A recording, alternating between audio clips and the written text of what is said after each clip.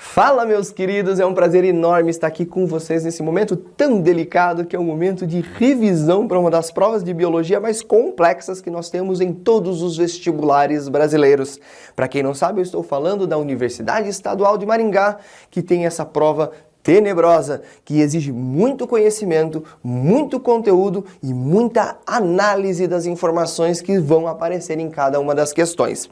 Eu queria dizer para vocês que eu e o Prof. Toyd, meu camarada de biologia, meu camarada de YouTube, montamos uma revisão não baseada exclusivamente em conteúdos. Nós trouxemos questões para vocês, para a gente conseguir mostrar de alguma forma qual é a visão que você tem que ter em cima dessa prova, de que maneira você vai observar detalhes dentro dessa prova para não cometer erros que podem ser cruciais com relação aos seus resultados finais.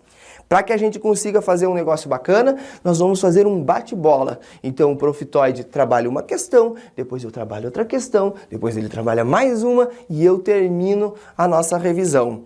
Então, vamos nessa? Eu espero que vocês acompanhem isso do início ao fim. Não esqueçam de se inscrever no canal, de dar um apoio importante para esse projeto tão legal que o Toyd tem feito pela internet. E é isso aí. Agora vocês conversam melhor com ele. Vai lá, Toyd. A primeira questão é contigo. Isso, professor. Eu tenho certeza que as suas informações vêm só a somar a esse vídeo. Eu estou muito grato por participar com você. Vamos começar então com a questão número 1? Questão número 1. Considerando as características morfológicas reprodutiva dos vegetais, assinale o que for correto. Muito bem, galera, vamos fazer aqui uma breve teoria para que você possa se embasar direito nas questões aí que estão por vir, ok? Botânica. Vamos dividir a botânica aí em grupos vegetais, histologia vegetal, organologia vegetal e fisiologia vegetal, compreendem? Dentre os grupos vegetais, nós temos os seguintes: briófitas, pteridófitas, gimnospermas e angiospermas.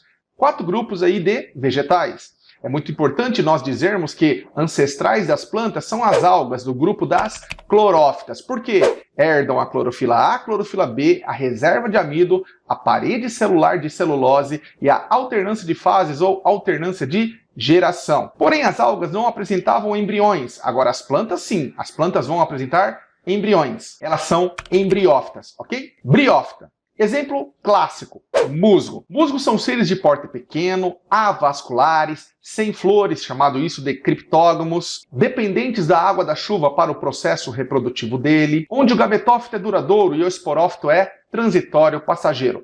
De tal forma que nós temos o gametângio, chamado de anterídeo, que fabrica um gameta conhecido por anterozoide, e nós temos um gametângio feminino, chamado de arquegônio, que produz um gameta chamado de oosfera. O anterozoide sai nadando em busca da oosfera, fazendo a fecundação, formando o zigoto. É importante entender que neste grupo não há sementes, eles não são espermáticos. E o seu porte pequeno é explicado devido ao fato de não possuírem vasos condutores de seiva. Ok? Pteridófitas. Exemplo clássico de pteridófita: samambaia. Não vamos esquecer da cavalinha, que é importante para você resolver essa questão. As pteridófitas agora apresentam já um porte médio, não é mais um porte pequeno. São agora, pela primeira vez, vasculares. Não apresentam flores ainda, são criptógamas e dependentes da água da chuva para a reprodução. É por isso que, por exemplo, samambaias adoram viver em regiões úmidas e sombrias. Fato que nós classificamos-as de umbrófilas. Agora, o gametófito é transitório passageiro e o esporófito, ele é duradouro.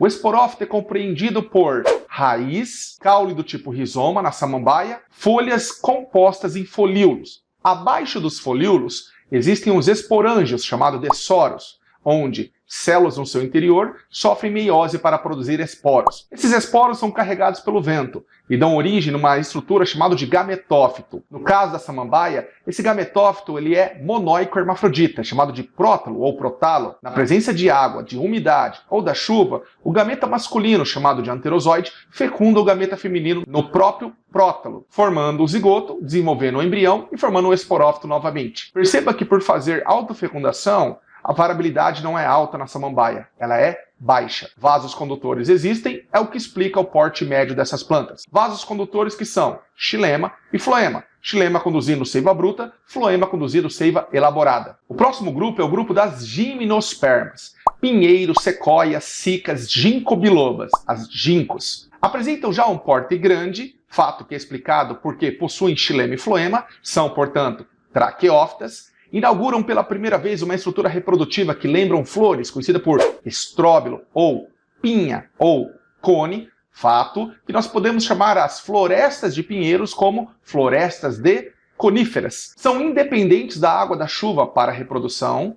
O seu grão de pólen agora é chamado de microgametófito ou gametófito jovem, porque forma-se o tubo polínico onde vai dar origem ao gameta. Os gametas na planta surgem por mitose. Esse gameta é conhecido por núcleo espermático e está no interior do tubo polínico. O núcleo espermático fecunda a oosfera que está presente no estróbilo feminino do pinheiro do Paraná. Falando em pinheiro do Paraná, nome científico é Araucária angustifolia. Existe o pinheiro do Paraná macho e existe o pinheiro do Paraná fêmea.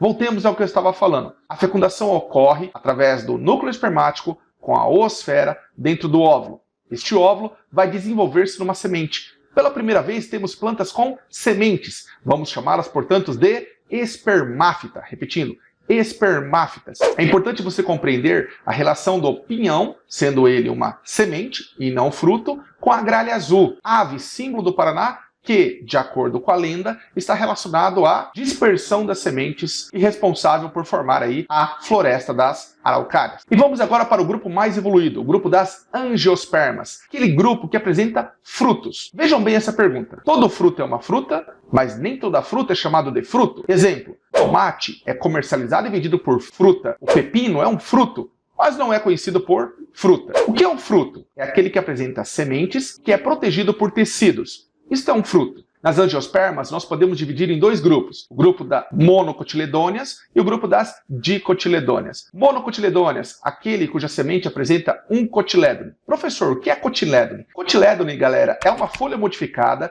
que armazena reserva nutritiva para o embrião desenvolver-se. Já nas dicotiledôneas, nós temos dois cotilédones na semente. Exemplos de monocotiledôneas: bambu, cana, gramínea, arroz.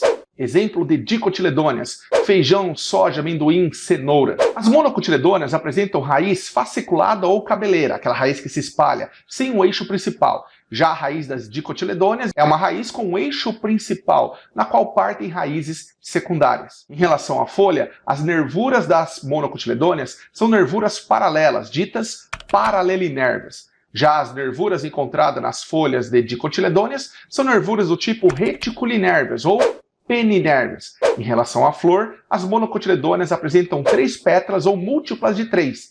Já as dicotiledôneas apresentam 4 pétalas ou múltiplas de 4 e 5 pétalas ou múltiplas de 5. Em relação aos feixes vasculares, ou seja, xilema e floema, é de maneira desorganizada nas monocotiledôneas e organizada nas dicotiledôneas. Tudo bem? Em relação à histologia vegetal, vamos lembrar que existem os tecidos embrionários, chamado de meristemas, com alta divisão celular conhecida por mitose, núcleo volumoso e central. Esses meristemas vão desenvolver-se em tecidos adultos, tecidos diferenciados ou tecidos permanentes. Tecidos de revestimento primário, epiderme. Tecido de revestimento secundário, suber. Epiderme é viva, suber é morto. Tecido de sustentação, colênquima, flexível, viva, esclerênquima, morto e rígido.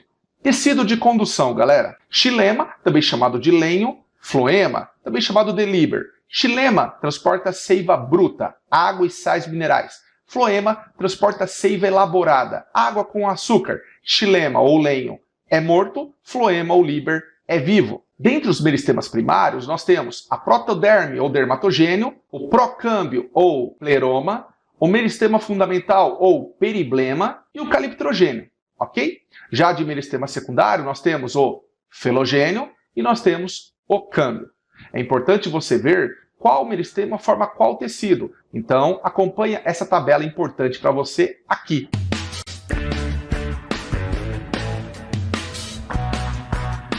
Pessoal, qualquer coisa você dá um pause e tira um print, beleza? Pode ser? Em relação à organologia vegetal, nós temos os órgãos como raiz, caules, folhas, flores, frutos e sementes. Raiz, função de reserva, fixação e absorção de nutrientes, água e sais minerais. Dentre os sais minerais, vamos dividir em dois grupos, os microelementos e os macroelementos. Microelementos são aqueles em que a planta precisa ir em menor quantidade. E macroelementos são aqueles em que a planta exige em maior quantidade. Exemplo, nitrogênio, fósforo e potássio. Não se esqueçam disso. Em relação ao caule, é importante você entender que existe nó, internó, gema, broto. Nó, internó, gema, broto. De tal maneira que nós temos, por exemplo, caules do tipo colmo. Bambu e cana-de-açúcar são exemplos. Bambu, ele é um colmo vazio, oco. E a cana-de-açúcar é um colmo cheio. Por que eu chamo caule do tipo colmo? Porque nitidamente você vê intervalos, que são os gominhos, de internós, folhas. Ação de fotossíntese. É importante você entender que as nervuras servem não só para sustentar a folha, o limbo, mas também ter os vasos condutores, conhecidos por xilema e floema. É importante você entender que uma folha completa é aquela que tem limbo, pecíolo e bainha. Sobretudo, as folhas incompletas não apresentam uma dessas partes. Agora eu te digo que limbo não pode faltar. Lâmina foliar não pode faltar. Então, quais são as folhas incompletas? Invaginante, peciolada e céssio. As folhas incompletas invaginantes são aquelas que não apresentam pecíolo. As folhas pecioladas são aquelas que não apresentam bainha. E as folhas sésseis são aquelas que não apresentam nem limbo e nem a bainha. Tudo bem? Em relação às flores, vamos entender que existem verticilos estéreis, que são sépalas e pétalas, e existem verticilos férteis, que são estames e pistilos. O conjunto de sépalas chama cálice, o conjunto de pétalas chama corola, o conjunto de estames chama androceu e o conjunto de pistilos chama gineceu. A flor é uma estrutura atrativa para que agentes polinizadores acabam pousando nessas flores, fazendo o transporte do grão de pólen para outra flor. Nós vemos abelhas fazendo esse processo e beija-flor. Tudo bem? Frutos, galera. Fruto ele é compreendido por epicarpo, mesocarpo e endocarpo. E o seu conjunto é chamado de pericarpo. É importante você entender que fruto veio do ovário da planta. Ovário que se desenvolveu. Dentre as classificações, vamos classificar em fruto carnoso e fruto seco. Carnoso, aquele que tem um mesocarpo muito bem desenvolvido. Fruto seco, que não possui um mesocarpo desenvolvido. Exemplo de fruto carnoso, melancia. Exemplo de fruto seco, o milho. Frutos partenocárpicos, aqueles que não apresentam semente. Exemplo, a banana e o limão Tahiti. Pseudofrutos são aqueles frutos falsos. Exemplo, o caju. O fruto verdadeiro do caju é a castanha. E sendo a castanha o fruto verdadeiro do caju, ele é um fruto do tipo seco. Só que o caju em si, ele é um falso fruto, chamado de pseudofruto. Um outro exemplo de pseudofruto é a maçã. A maçã. Porque o fruto verdadeiro da maçã é o miolo. E o que você come ao redor da maçã é uma região chamada de receptáculo floral. Valeu? Vamos fazer os itens? Acompanha comigo aí, ó. 01. Ixentum, cavalinha e samambaias são representantes de pteridófitas que não apresentam dependência da água para a reprodução? Apresentam dependência sim. Falsa 01. 02. Os musgos são exemplos de plantas avasculares que apresentam rizóides, cauloides e filóides? Verdadeira 02. Uma raiz que não é verdadeira, um caule que não é desenvolvido e uma folha que não é verdadeira. Ok? 02 verdadeira. 4. Milho, bambu e cana-de-açúcar são exemplos de monocotiledôneas, uma vez que apresentam caule do tipo colmo e internamente os feixes vasculares são distribuídos de forma desordenada. Verdadeiro, galera. Os exemplos mais clássicos de caule do tipo colmo são bambu e cana, mas percebemos que no milho existem os gominhos, intervalos que se repetem internós ou entre nós do milho, do caule do milho, de tal forma que esse item é verdadeiro. Em relação aos vasos condutores, xilema e floema, eles são desorganizados, ou seja, atactostélico. 04, verdadeira. 08. Os pinheiros, as sequoias e os cipestres são exemplos de gimnospermas. Correto, galera? Que apresentam a fase gametofítica independente da fase esporofítica.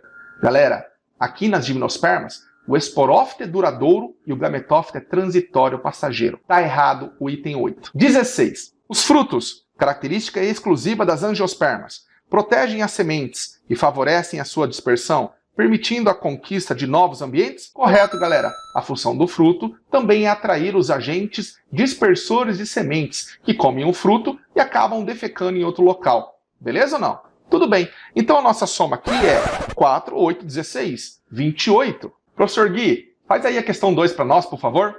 Valeu, Toide, meu querido. Gente, agora o nosso segundo tópico a ser revisado é evolução. Um assunto que é importante para a prova da UEM, mas importante para qualquer vestibular no Brasil inteiro. Sobre evolução, você tem que lembrar o seguinte: De maneira grosseira, evoluir é transformar os seres ao longo do tempo. A ideia de transformação dos seres ao longo do tempo, de modificação desses seres ao longo do tempo, é contrária ao fixismo, que diz que os seres são fixos e que são estáticos e que não mudam ao longo do tempo. Na ideia evolutiva, nós temos que lembrar do nosso primeiro autor, o cara chamado Jean-Baptiste de Lamarck. O Lamarck acreditava numa evolução, numa transformação dos seres em função de uso e desuso e transmissão dos caracteres adquiridos. De maneira bem simples, de tanto usar a minha musculatura, ela se desenvolveu e os meus filhos nasceram musculosos em função disso.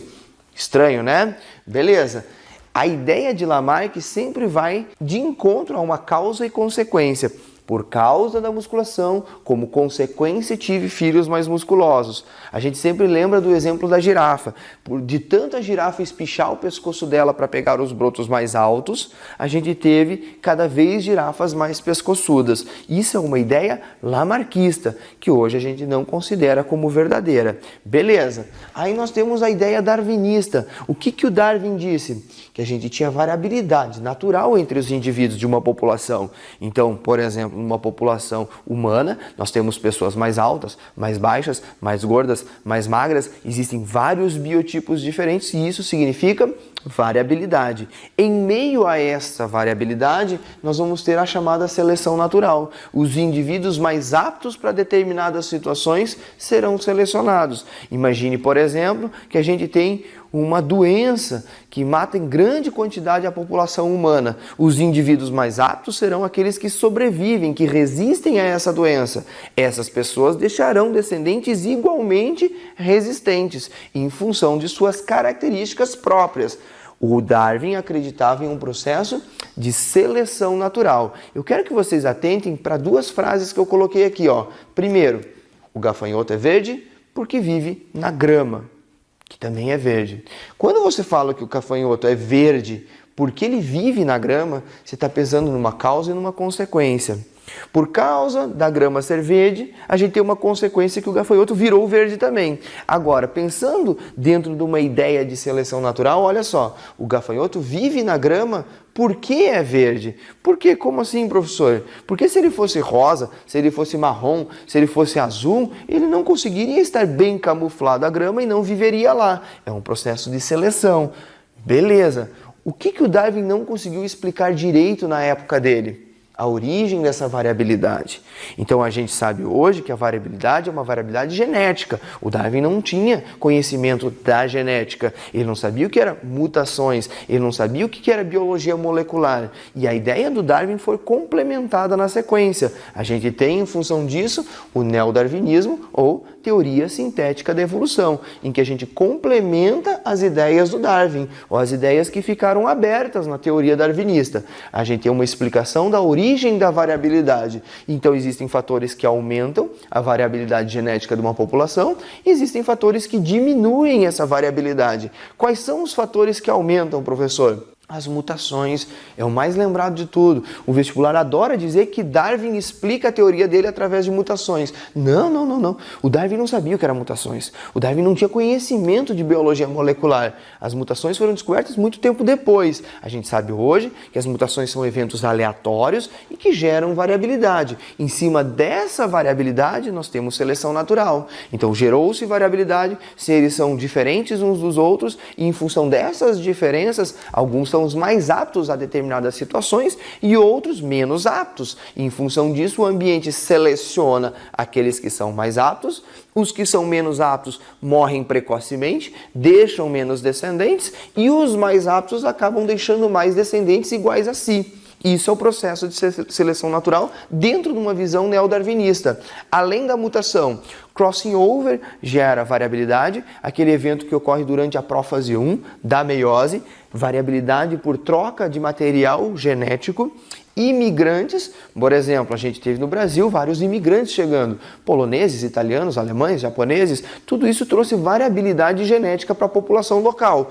E reprodução sexuada, claro, se a gente tiver reprodução sexuada, a gente está fazendo misturas genéticas, isso aumenta a variabilidade. O que diminui a variabilidade é importante você lembrar, a seleção natural. Sua seleção natural diminui a variabilidade genética? Claro, imagine uma população e a gente tem um vírus muito agressivo chegando nessa população. Os indivíduos que não conseguem resistir a esse vírus morrem. A genética deles se perde. A gente tem perda de genes, perda de indivíduos, perde variabilidade genética. Beleza? E a deriva, professor? O que é a deriva genética? É uma perda aleatória de genes. Eu falei antes de um vírus que acaba selecionando os indivíduos resistentes. Agora, uma deriva é um evento pelo qual a gente não tem controle seletivo. Imagine um meteoro cai num local. O meteoro não está selecionando os indivíduos mais aptos a levar meteorada. É um evento aleatório, simplesmente o meteoro vai pegar quem está ali por baixo. Então a gente não tem controle sobre um evento seletivo. É uma perda aleatória de genes. Essa é a chamada deriva. E claro, os emigrantes, indivíduos que saem de uma determinada população, levam consigo os seus genes. Então a gente tem uma perda de variabilidade do local onde ele saiu. Perfeito? Agora olha essa frase antes da gente ir para o exercício. Mutações geram aleatoriamente gafanhotos diferentes. Os verdes se dão bem na grama. Os marrons talvez se dêem bem na terra. Por quê? Porque a gente tem seleção natural em cima disso. Guardem esses três conceitos importantes. O conceito de Lamarck, o conceito de Charles Darwin e o conceito complementado de Charles Darwin, que a gente chama de neodarwinismo ou teoria sintética da evolução. E agora, vamos para o exercício. Agora então a questão de número 2, acompanha aí comigo. Ela diz o seguinte: assinale a ou as alternativas corretas sobre a teoria sintética e a especiação. Notem que no nosso primeiro momento a gente não falou de especiação e eu trouxe algumas informações importantes para vocês conseguirem responder essa questão aqui comigo. Então vamos para a afirmativa 01. A teoria sintética foi proposta por Darwin como aperfeiçoamento da teoria da evolução. Será que isso é verdade? Lembra que eu coloquei para vocês? Primeiro veio Lamarck, depois a ideia do Darwin e depois, em cima das ideias darwinistas, a gente, por um conjunto de cientistas, criou a chamada teoria sintética da evolução. Não foi Darwin que propôs essas ideias, então a primeira afirmativa está falsa. Vamos para a segunda afirmativa.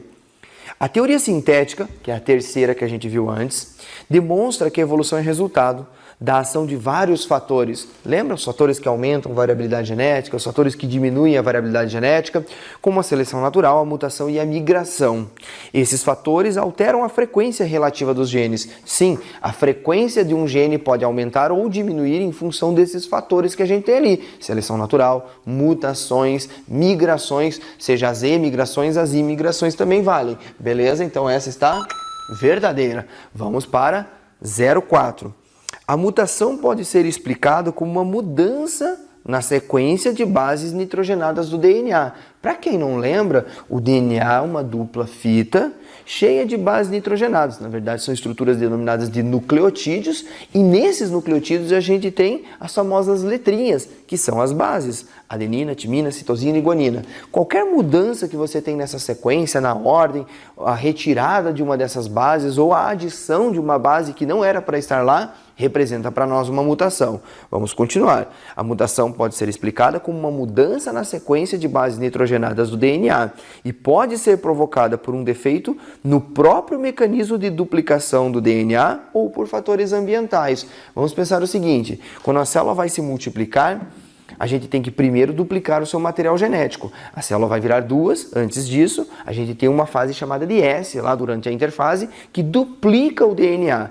Existem erros nesse processo? Podem existir. Existem também mecanismos que reparam esses erros e, quando não reparáveis, a gente também pode encaminhar essa célula para uma autodestruição.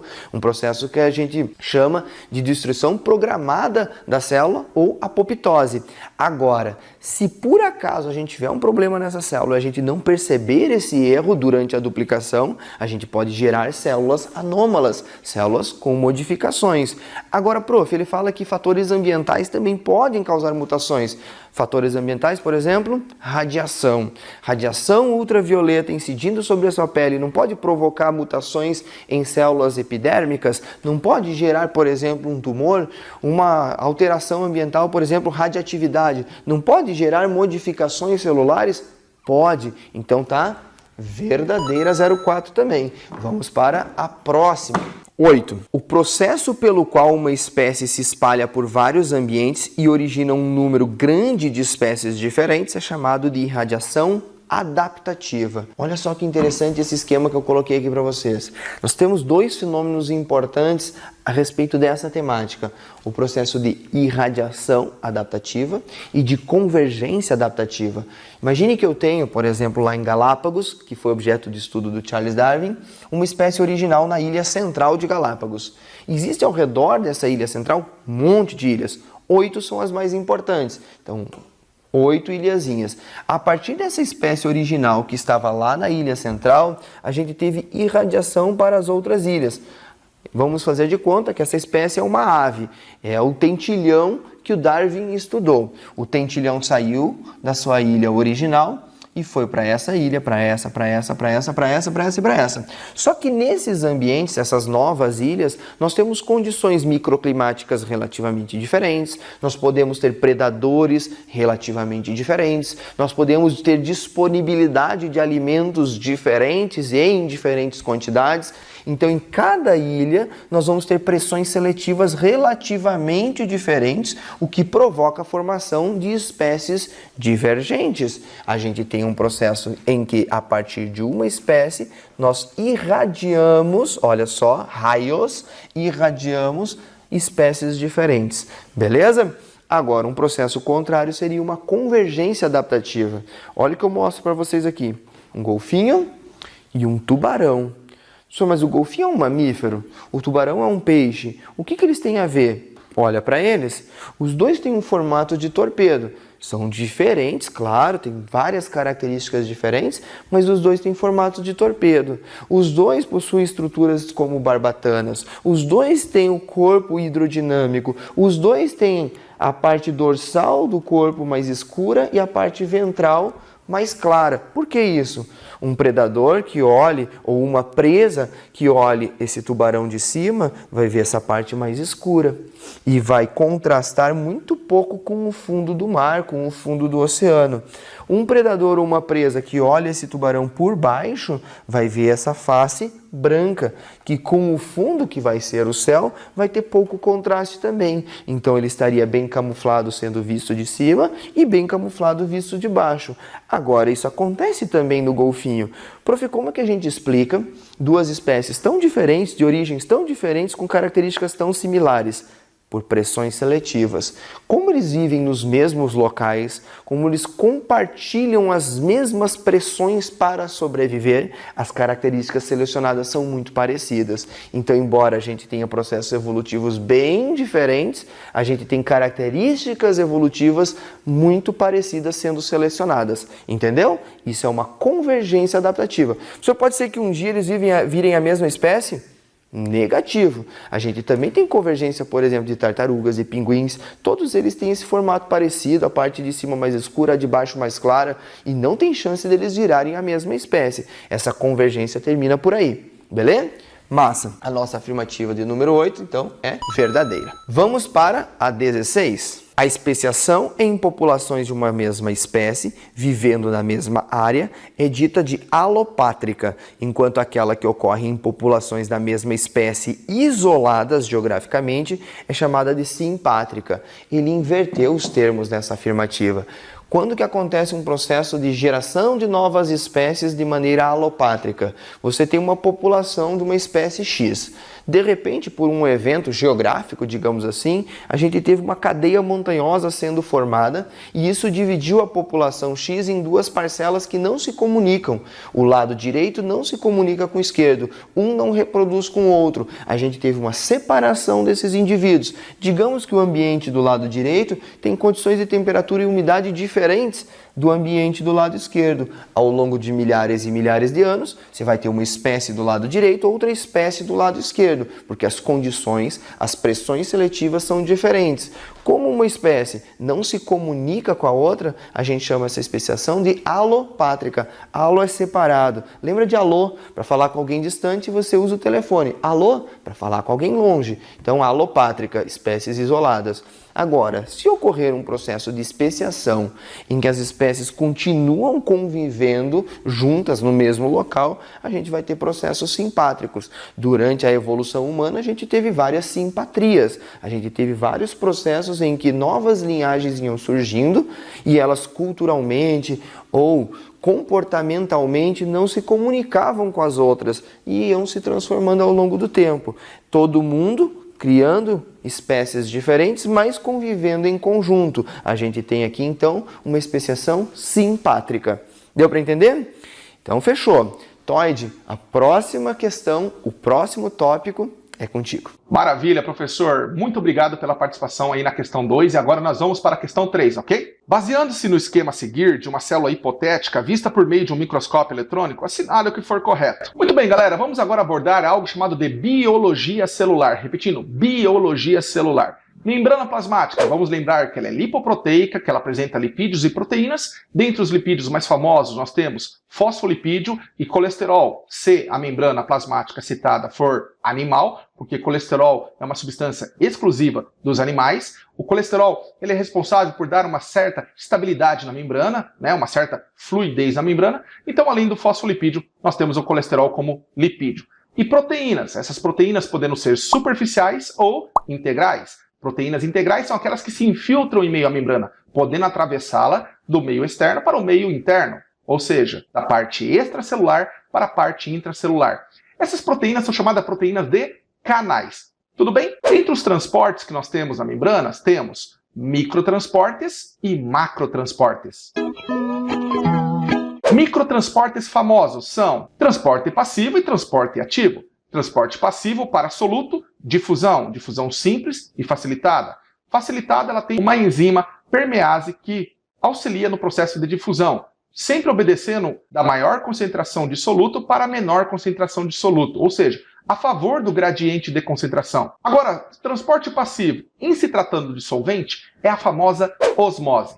O que é osmose? Passagem de solvente, no caso água, do meio que tem menor soluto, ou seja, hipotônico, para o meio que tem maior soluto, ou seja, hipertônico. Essa água migra para a região que tem mais soluto ou mais partículas. Aqui é importante você entender que existem três situações. Quando eu coloco uma célula em uma solução isotônica, o seu volume não se altera. Quando eu coloco uma célula numa solução hipotônica, ela ganha água e fica volumosa. E quando eu coloco uma célula numa solução hipertônica, onde ela perde água e ela esvazia.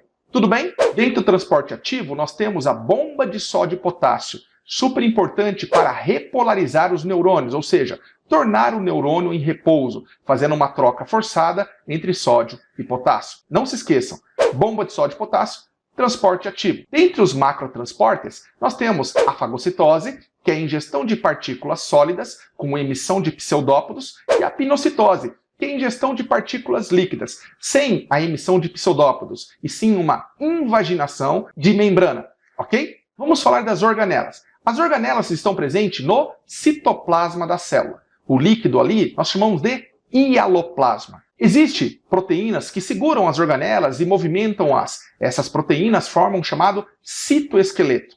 Tudo bem? Vamos começar com o ribossomo. O ribossomo é uma organela que não tem membrana, ela é formada por duas peças que se encaixam e é responsável pela síntese proteica, pela tradução, proteínas que serão utilizadas pela própria célula. Se esses ribossomos ficam aderidos a retículos, temos o retículo endoplasmático rugoso, também chamado de granuloso, ou ainda ergatoplasma, responsável pela síntese proteica, o transporte e a produção de vesículas, com proteínas que vão em direção ao complexo de Golgi, retículo endoplasmático liso.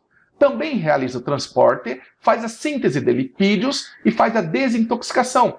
Vemos isso no fígado, pois, quando o fígado precisa desintoxicar, os hepatócitos aumentam a quantidade de retículo endoplasmático liso, ou agranular. Não há presença de ribossomos aderidos a ele. Complexo de Golgi, também chamado de complexo golgiense ou ainda golgiossomo. Ele faz o empacotamento, a reserva, ou seja, armazena a substância temporariamente, faz a secreção celular, liberando na forma de pacotes para o meio externo. Também é responsável por formar lisossomo, uma outra organela responsável pela digestão intracelular, e forma o acrossomo, uma bolsa que você encontra na cabeça do espermatozoide, que é rica em enzimas para ajudar no fenômeno de fecundação.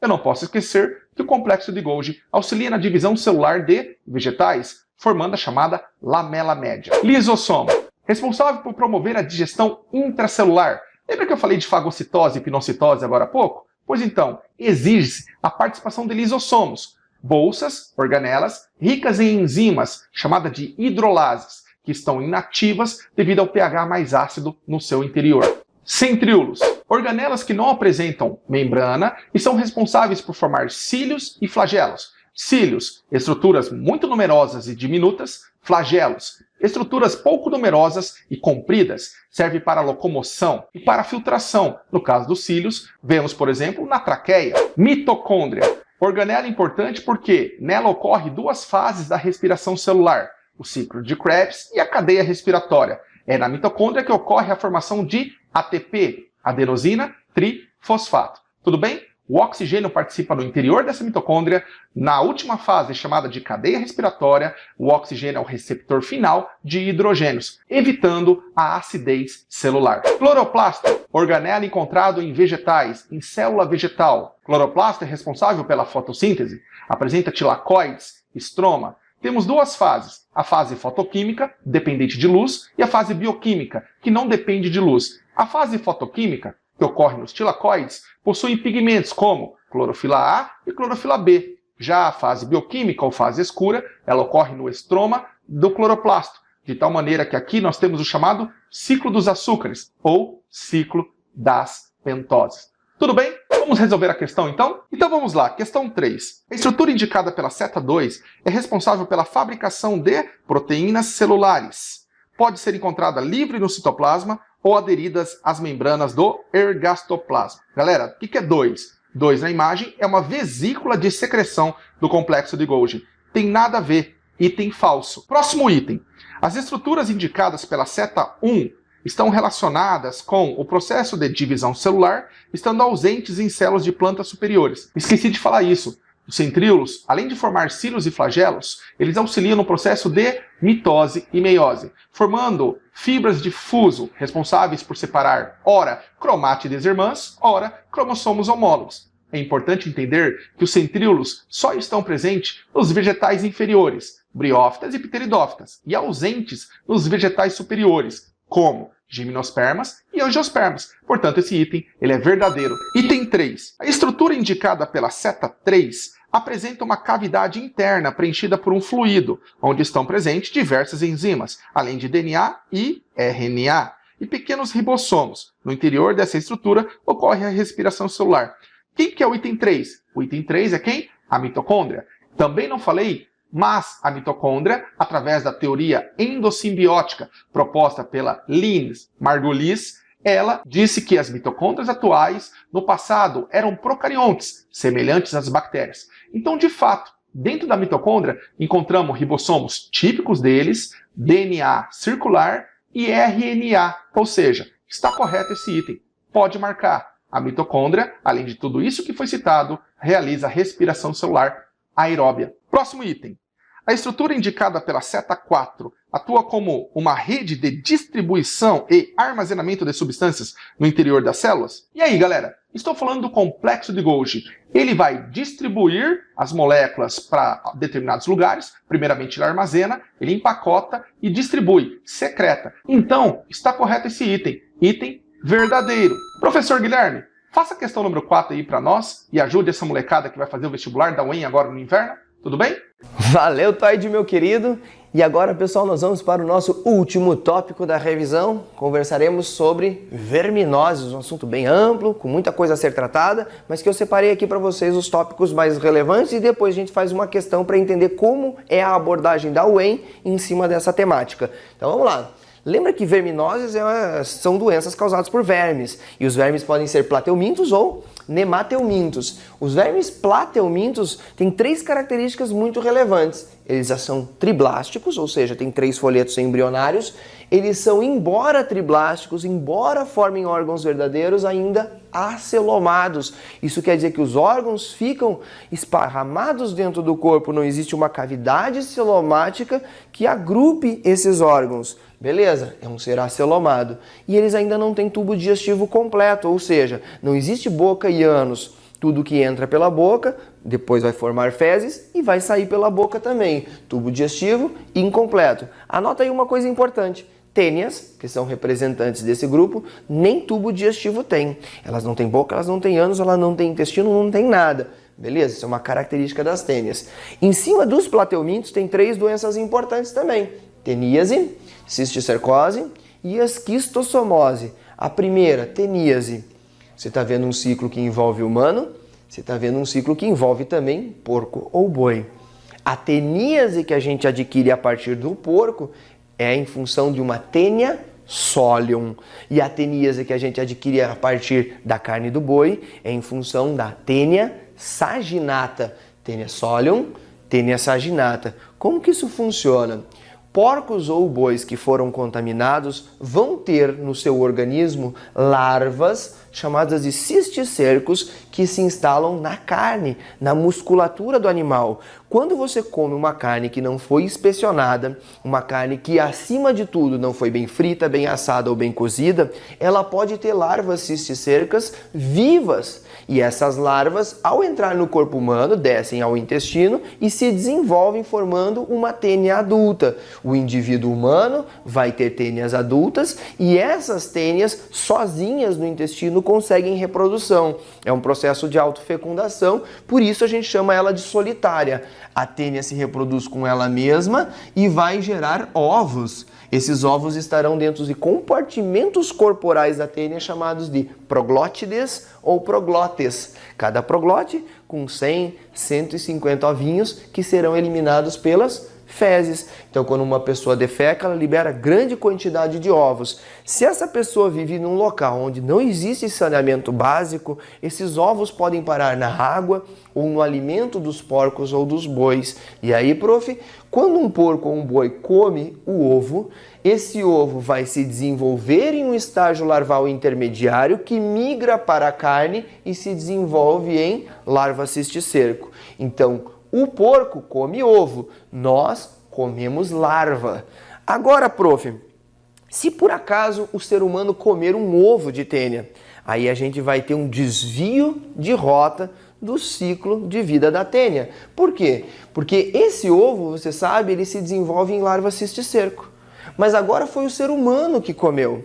Isso acontece com ovos de tênia solium, aquela tênia que vem do porco. Beleza. Se você comer ovos de tênia solium, em você, ser humano, a gente vai ter o desenvolvimento da larva cisticerco, mas não preferencialmente na musculatura, e sim no sistema nervoso central. A gente vai ter, então, a neurocisticercose ou simplesmente cisticercose.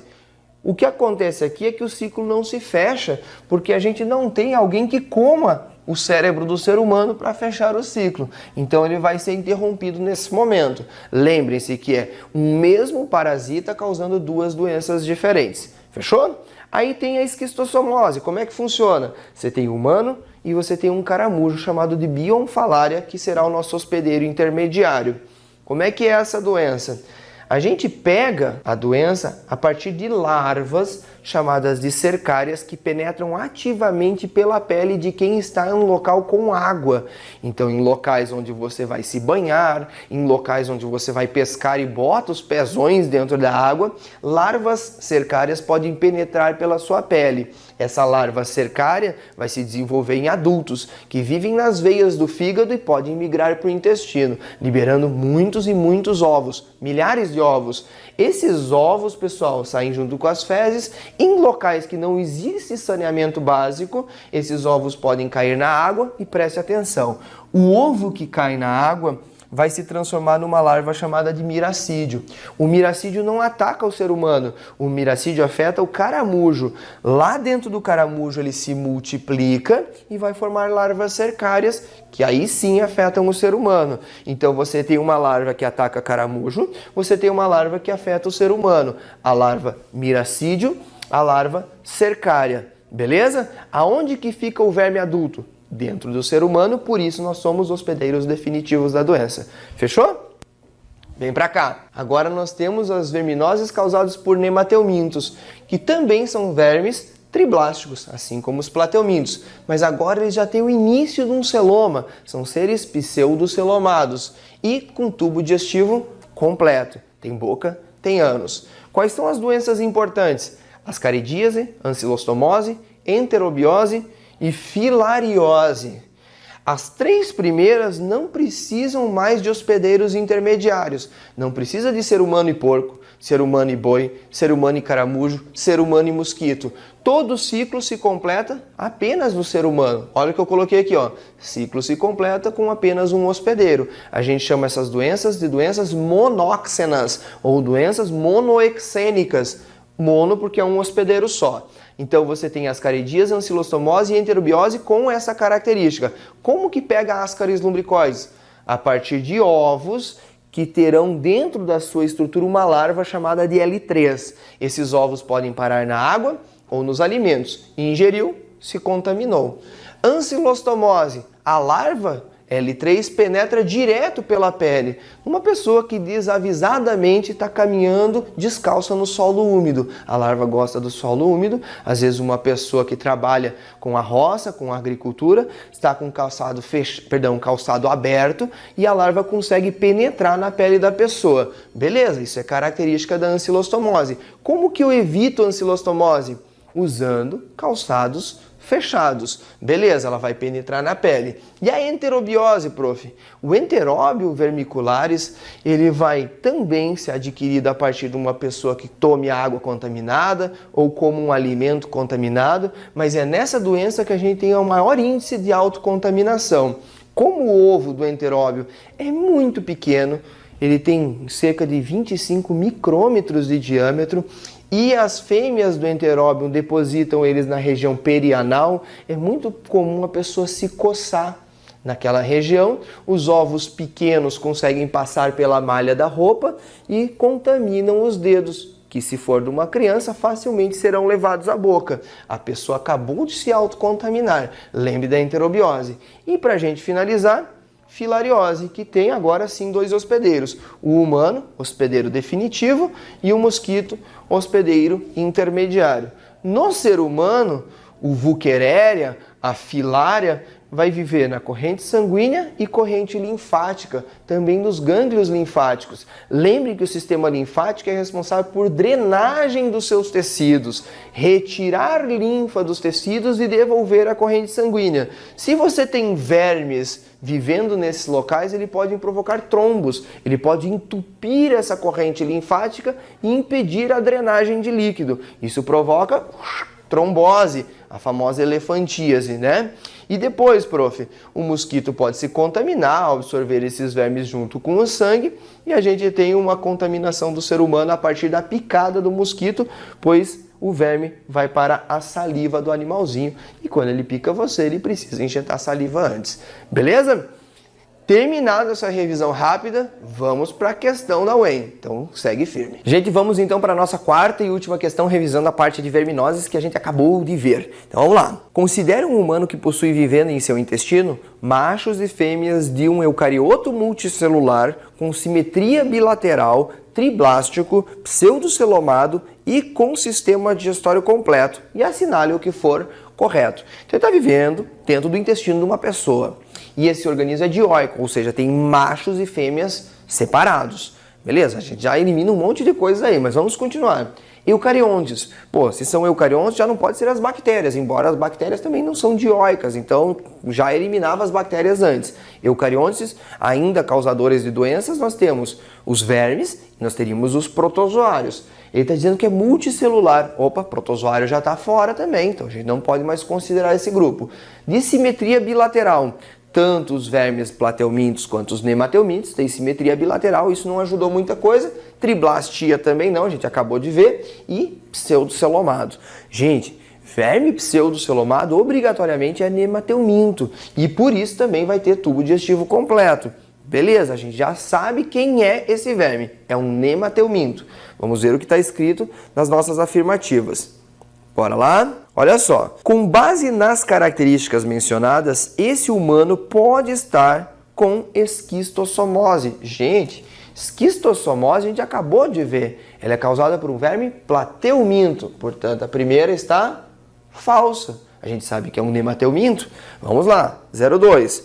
Os organismos citados são consumidores. Consumidor, senhor, o que tem a ver? Consumidor é um conceito que vem lá da ecologia. Se o cara não produz o seu próprio alimento através de quimiossíntese ou fotossíntese, se o cara não decompõe matéria orgânica, que é o caso dos fungos e das bactérias, ele é um consumidor. Animais são consumidores. E suas células possuem citoesqueleto. Isso é característica de célula eucarionte, especialmente célula animal, verdadeiro. Vamos para 04. O humano pode ter se contaminado quando ingeriu carne de porco com cisticercos. Carne de porco com cisticerco é característico da teníase, que é causada por plateuminto, portanto, falso. Vamos para a próxima. O humano possui em seu intestino animais com corpo alongado, cilíndricos e com as extremidades afiladas. Gente, verme cilíndrico é o nemateuminto. Nematos quer dizer fio, corpo afilado, né? Formato de fio, em formato de espaguete. Essa afirmativa está verdadeira. Vamos para a última. A forma multicelular dos organismos citados se desenvolveu através de divisões meióticas. Gente, todos os organismos animais um dia foram uma única célula chamada de zigoto. A partir desse zigoto, a gente tem sucessivas divisões que levam à formação da pluricelularidade característica dos animais. Agora vamos pensar o seguinte, essa célula chamada de zigoto vai se dividindo por meio de mitose ou meiose? Não lembro, professor. A meiose vai diminuir o número cromossômico das células filhas ao meio. A mitose não, são divisões equacionais. Então, para a gente manter o número cromossômico em todas as células desse animal, as divisões necessariamente têm que ser mitoses. Portanto, a gente tem uma afirmativa falsa. Verdadeira 2 e a 8. Gente, é isso aí. Eu vou passar a bola para o Todd para ele passar um recado final aí para vocês, para a gente terminar a nossa revisão de maneira feliz. Um grande abraço, foi um prazer estar aqui com vocês no canal. Tchau! Professor, muito obrigado por você ter participado. Eu espero que muitas pessoas possam apreciar o seu trabalho, que ele é digno de ser reconhecido. Para você que vai fazer vestibular, não se esqueça de se inscrever nos dois canais, é muito importante. E deixa o seu like, galera. Quanto mais likes, mais o YouTube vai recomendar esse vídeo. E assim, tanto o professor Guilherme quanto eu, professor Todd, vamos fomentar a educação. E quem sai beneficiado são vocês. Então, um bom vestibular. Tchau, galera!